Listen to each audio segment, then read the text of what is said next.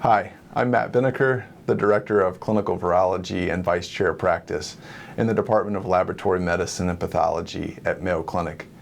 The diagnosis of prosthetic joint infection involves establishing that the joint is infected and defining the involved microorganisms through clinical evaluation and laboratory testing.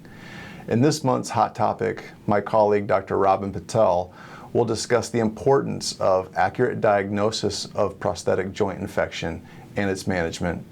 She'll focus on the pathogenesis, clinical presentation, and definition of arthroplasty failure, and we'll discuss diagnostic strategies. I hope you enjoy this month's Hot Topic, and I want to personally thank you for allowing Mayo Clinic to be a partner in your patient's healthcare. Thank you for the kind introduction.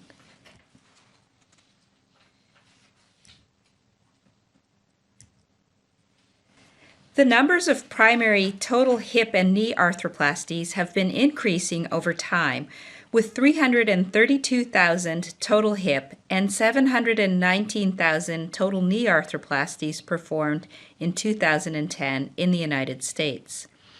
It is estimated that 3,481,000 primary total knee and 572,000 primary total hip arthroplasties will be performed annually in the United States by 2030. Hip and knee arthroplasty are most common. Shoulder, elbow, wrist, ankle, and temporomandibular, metacarpophalangeal, and interphalangeal joint replacement are less commonly performed. Prosthetic joints improve quality of life, but may fail due to aseptic loosening, infection, dislocation, or prosthesis or bone fracture, among other reasons, necessitating revision or resection arthroplasty.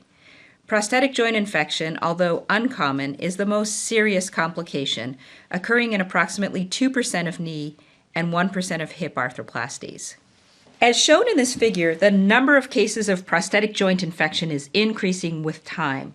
Patient-related risk factors for prosthetic joint infection include prior revision arthroplasty or prior same-site prosthetic joint infection, tobacco use, obesity, rheumatoid arthritis, malignancy, immunosuppression, and diabetes mellitus. Surgical risk factors include simultaneous bilateral arthroplasty, long operative times, and allogeneic blood transfusion. Post-operative risk factors include wound healing complications such as superficial infection, hematoma, delayed healing, wound necrosis or dehiscence, atrial fibrillation, myocardial infarction, urinary tract infection, prolonged hospital stay, and at any time postoperatively, Staphylococcus aureus bacteremia. It is important to accurately diagnose prosthetic joint infection as its management differs from the management of other causes of arthroplasty failure. The goal of treatment is to cure infection, prevent recurrence, and achieve a pain-free functional joint. This can best be achieved by a multidisciplinary team, including an orthopedic surgeon, clinical microbiologist, and infectious diseases specialist. Antimicrobial agents alone, without surgical intervention, ultimately usually fail. The quality of surgical debridement is critical. A general approach to surgical management is outlined, although different centers and surgeons may use slightly different strategies. Chronic infections require resection arthroplasty, either as a one-stage exchange, in other words, removal and reimplantation of the prosthesis during the same surgical procedure, or a two-stage exchange, in other words, removal of the prosthesis and systemic antimicrobial agents with subsequent prosthesis reimplantation. Patients with symptoms of prosthetic joint infection of short duration who present with early postoperative infection or hematogenous infection and who have a well-fixed functioning prosthesis without sinus tracts and with appropriate microbiology represent a select group potentially amenable to debridement and retention of the prosthesis. When unacceptable function is anticipated following surgery, or the infection has been refractory to multiple surgical attempts at cure, resection arthroplasty, and creation of a pseudoarthrosis for hips, the so-called girdlestone procedure, or arthrodesis for knees, may be considered. If the patient is not a surgical candidate, Antimicrobial suppression may be considered. This approach is unlikely to cure infection, so antimicrobial agents are often continued indefinitely. Staphylococcus aureus and coagulase-negative Staphylococcus species account for more than half of prosthetic hip and knee infection cases. Cutibacterium acnes is a common cause of shoulder arthroplasty infection, and Staphylococcus aureus is particularly common in patients with rheumatoid arthritis. Polymicrobial and culture-negative infections occur. An ever-expanding list of bacteria and fungi are rare causes of prosthetic joint infection. The pathogenesis of prosthetic joint infection involves the formation of microbial biofilms. Bacteria, typically inoculated at the time of implantation, adhere to the implant and enter into a phenotypically unique biofilm state in which they are relatively protected from conventional antimicrobial agents and the host immune system. Alternatively, microorganisms may seed the implant hematogenously or via compromised local tissues. Virulent organisms, such as Staphylococcus aureus inoculated at implantation, typically present acutely or with hematogenous seeding of the implant at any time following surgery, whereas less virulent organisms, such as coagulase-negative Staphylococci, more often manifest several months or even years postoperatively as chronic infection. The most frequent symptom of prosthetic joint infection is pain. In infection caused by virulent bacteria, patients typically present with local and systemic signs and symptoms. In contrast, chronic infection is generally characterized by subtle signs and symptoms, often not suggestive of infection, such as persistent pain alone, accompanied by loosening of the prosthesis and sometimes by sinus tract formation with discharge. Infections due to hematogenous seeding of the implant occur at any time postoperatively, typically presenting with sudden onset of joint pain. Although there is no universally accepted definition of prosthetic joint infection, criteria listed have been described in the referenced publications. In the absence of underlying inflammatory conditions, C-reactive protein is the most useful preoperative blood test. Although C-reactive protein and erythrocyte sedimentation rate are elevated after uncomplicated arthroplasty surgery, C-reactive protein returns to preoperative levels earlier than does erythrocyte sedimentation rate. We examined preoperative C-reactive protein and erythrocyte sedimentation rate in 582 patients with knee, hip, or shoulder implant failure. Both were statistically significantly higher in the groups with prosthetic knee or hip infection compared to those with aseptic implant failure. However, in the shoulder implant group, the erythrocyte sedimentation rate was not significantly different in the groups with prosthetic shoulder infection versus aseptic shoulder implant failure, and C-reactive protein was minimally elevated in the former compared to the latter group. Here we looked at the data separated by erythrocyte sedimentation rate and C-reactive protein based on standard cutoffs of greater than 30 millimeters per hour and greater than 10 milligrams per liter, respectively. C-reactive protein performed better than erythrocyte sedimentation rate for detection of prosthetic hip implant infection, and neither test performed well for detection of prosthetic shoulder implant infection. Overall, therefore, C-reactive protein is preferred to erythrocyte sedimentation rate, but neither test performs well for diagnosis of prosthetic shoulder infection. Plain radiographs are inaccurate for diagnosis. Periprosthetic radiolucency, osteolysis, and/or migration may be present in either prosthetic joint infection or aseptic loosening. Computed tomography and magnetic resonance imaging are hampered by artifacts produced by prostheses, although non-ferromagnetic, such as titanium or tantalum implants, are associated with minimal artifacts and provide good magnetic resonance imaging resolution for soft tissue abnormalities.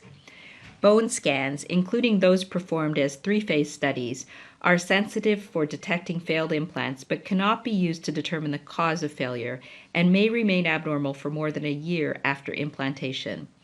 Combined bone and gallium scans offer improvement over bone scans alone. However, labeled leukocyte imaging combined with bone scan has better accuracy. Okay. Newer imaging strategies, such as anti-granulocyte scintigraphy with monoclonal antibodies and hybrid imaging, such as positron emission tomography, computed tomography, which is shown here, perform even better. In this patient, whose images were shown on the prior slide, Staphylococcus epidermidis and Feingoldea magna were isolated from periprosthetic tissue. The most useful preoperative diagnostic test is joint aspiration for total and differential cell count and aerobic and anaerobic culture. A synovial fluid leukocyte count of more than 1.7 times 10 to the 3 per microliter, or a neutrophil percentage of more than 65%, is consistent with prosthetic knee infection. Hip aspiration may require imaging guidance. Higher synovial fluid leukocyte count and neutrophil percentage cutoffs are applied for prosthetic hip infection diagnosis. The cutoffs used are lower than those used to diagnose native joint infection. Synovial fluid culture has a sensitivity of 56 to 75% and a specificity of 95 to 100%, and to achieve ideal sensitivity and specificity should be performed by inoculation into blood culture bottles. If an organism of questionable clinical significance is isolated, repeat synovial fluid aspiration for culture should be considered. Prior antimicrobial treatment reduces sensitivity of culture. In cases where the diagnosis of prosthetic joint infection has not been established preoperatively, assessment for acute inflammation on intraoperative frozen section provides rapid intraoperative assessment for prosthetic joint infection with sensitivities of 43 to 100% and specificities of 77 to 100%, using cutoffs varying from greater than 5 to greater than or equal to 10 polymorphonuclear cells per high power field and inter-observer reproducibility of 86%. Defining the pathogen or pathogens is critical to directing the antimicrobial regimen. If this has not been done preoperatively, it is important that appropriate specimens for microbiologic study be collected at the time of surgery. Antimicrobial therapy should be discontinued at least 2 weeks prior to collection of specimens for culture, and at surgery, antimicrobial agents should be withheld until culture specimens have been collected. Cultures of sinus tract exudates are often positive due to microbial skin colonization, correlate poorly with surgically obtained specimens, and should be avoided. Due to poor sensitivity, neither intraoperative swab cultures nor periprosthetic tissue gram stain are recommended. Collection of multiple periprosthetic tissue specimens for aerobic and anaerobic bacterial culture is imperative because of the poor sensitivity of a single tissue culture and to distinguish contaminants from pathogens. We recommend 4 tissues if using conventional plate and broth cultures and 3 if culturing tissues in blood culture bottles. The latter is a recommended practice. In addition to prior systemic antimicrobial therapy, cultures may be falsely negative because of leaching of antimicrobial agents from antimicrobial impregnated cement, biofilm growth on the prosthesis surface, a low number of organisms in tissue, inappropriate culture media, or inadequate culture incubation time or prolonged transport to the laboratory. Fungal and/or mycobacterial cultures may be considered on a case-by-case basis, but are not routinely recommended. Since microorganisms associated with prosthetic joint infection attach to the prosthesis and persist as biofilm microorganisms, obtaining a sample from the prosthesis surface is useful for microbiologic diagnosis if the implant is being removed and the microbiology of the infection has not been defined. Vortexing combined with sonication of the implant is a simple technique that can be performed in most microbiology laboratories and has good sensitivity and specificity, provided that an appropriate cutoff for significant results is applied. Sonication in bags is not recommended due to contamination. This slide shows an outline of the procedure that we use for implant sonication. The implant is collected in a sterilized polypropylene Nalgene jar and transported to the laboratory. 400 milliliters of Ringer solution is added to each container. The container is vortexed for 30 seconds and then subjected to bath sonication for 5 minutes, followed by additional vortexing for 30 seconds. In our original studies, we directly plated 0.5 ml of sonicate fluid to aerobic and anaerobic sheep blood agar plates, but we now concentrate the sonicate fluid 100-fold by centrifugation and plate 0.1 ml of concentrated sonicate fluid, as shown. Sonication removes bacterial biofilms from surfaces, as shown in this figure, illustrating Staphylococcus epidermidis biofilm on polycarbonate coupons treated with soaking alone, scraping with a wooden stick, or sonication, as described on the previous slide. This slide shows periprosthetic tissue and sonicate fluid culture from the same patient. Note that there are much greater numbers of colonies growing from the sonicate fluid compared to the periprosthetic tissue specimen. We initially validated the vortexing and sonication technique by performing a prospective clinical trial of patients undergoing total knee or hip revision or resection for aseptic failure or presumed infection at our institution from August 2003 through December 2005. Those patients whose components were contaminated in the operating room or did not fit in the container, or in whom fewer than 2 tissues were cultured, or who underwent partial revision were excluded from the study. Prosthetic hip and knee infection was defined as shown, excluding microbiologic criteria. 252 subjects with aseptic implant failure and 79 with prosthetic joint infection were enrolled. Sonicate fluid was not concentrated. 0.5 ml was plated on an aerobic and anaerobic sheep blood agar plate and incubated aerobically and anaerobically, respectively. This slide shows the quantity and type of microorganisms detected by sonicate fluid culture. Most of the prosthetic joint infection specimens yielded more than 100 colony-forming units per plate, whereas most of the aseptic failure specimens yielded no growth or a small number of colonies. A cutoff of 5 colony-forming units of the same organism was determined to most accurately differentiate aseptic failure from infection. The sensitivity of sonicate fluid culture, 78.5%, was superior to that of tissue culture, 60.8%. The sensitivity of synovial fluid culture was 56.3%. The specificities of sonicate fluid tissue and synovial fluid culture were 98.8%, 99.2%, and 98.1% respectively. We then published a prospective clinical trial of patients undergoing shoulder arthroplasty revision or resection for aseptic failure or presumed infection at our institution from August 2004 through November 2008.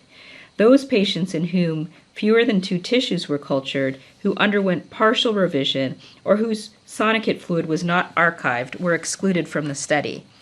Vortexing and sonication was performed as described in our hip and knee implant study, except that after December 14, 2005, we introduced sonicate fluid concentration as previously described. Patients were classified as having definite prosthetic shoulder infection if at least one of the following was present. 1. Visible purulence surrounding the prosthesis. 2. Acute inflammation on histopathologic examination of permanent tissue sections. Or 3. A sinus tract communicating with the prosthesis. Patients were classified as having probable prosthetic shoulder infection if they did not meet these criteria, but the same organism was isolated from at least 2 periprosthetic tissues and in significant quantity, greater than or equal to 5 colony-forming units per plate for sonicate fluids processed without concentration, and greater than or equal to 20 colony-forming units per plate for sonicate fluids processed with concentration. Aseptic failure was defined as a failure that did not meet these criteria. 136 patients undergoing arthroplasty revision or resection were studied. 33 had definite prosthetic shoulder infections, and 101 had aseptic implant failure. Sonicate fluid culture was more sensitive than periprosthetic tissue culture for the detection of definite prosthetic shoulder infection, 66.7 and 54.5% respectively. The specificities were similar. In conclusion, the diagnosis of prosthetic joint infection involves first establishing whether the joint is infected, and then, if it is, defining the involved microorganism or microorganisms. This is done with clinical evaluation of the patient, as well as, if needed, preoperative testing with C-reactive protein and synovial fluid aspiration for cell count, differential, and aerobic and anaerobic culture, preferably in blood culture bottles, and or intraoperative testing with histopathology and culture of multiple peri-implant tissues and or the implant itself using vortexing and sonication. I would like to thank the team of researchers listed above and acknowledge the National Institutes of Health for their generous support.